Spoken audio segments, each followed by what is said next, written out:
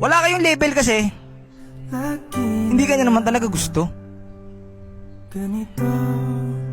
Hindi ka gusto kasi meron siyang iba.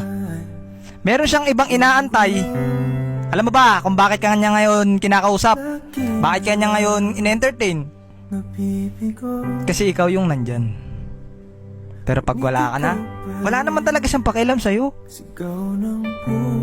Overthinker ka kasi. Masyado kang assuming.